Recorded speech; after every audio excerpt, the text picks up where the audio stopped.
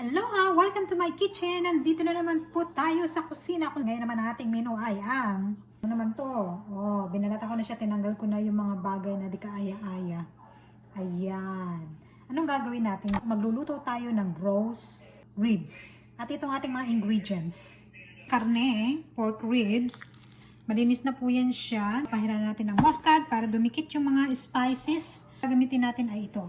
Isang katutak ng mga seasoning katulad ng chili flakes, salt, itong mga seasoning, sweet rub, merong smoked rub, tapos meron akong paprika, cayenne, salt and pepper, garlic, onions, and lahat ng klase, chicken bouillons, lahat niyan.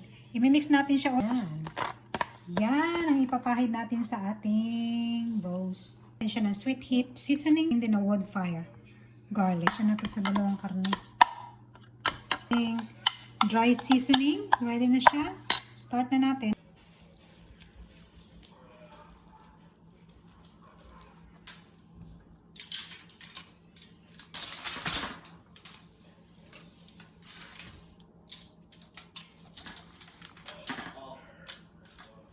Nalagyan natin siya ng konting tubig.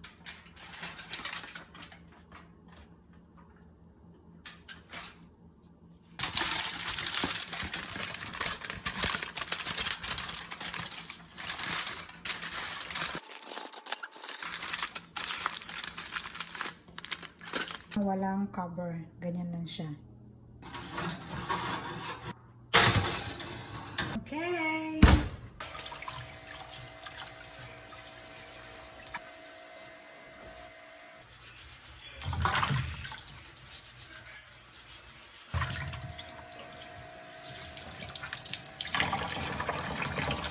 Ngayon naman, habang nakasalang ang ating roast pork, gamit ang air fryer. So, paano natin ng skin niya?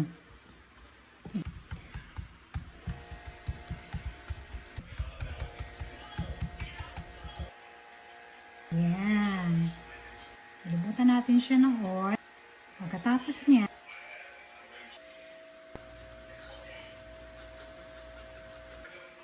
lagay na natin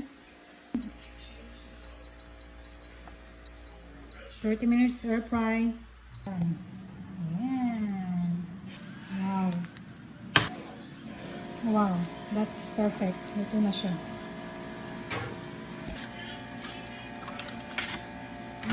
Yes, perfect.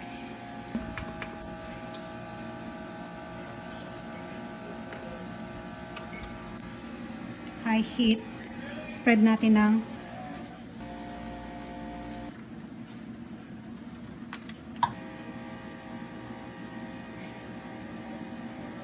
brasan natin ng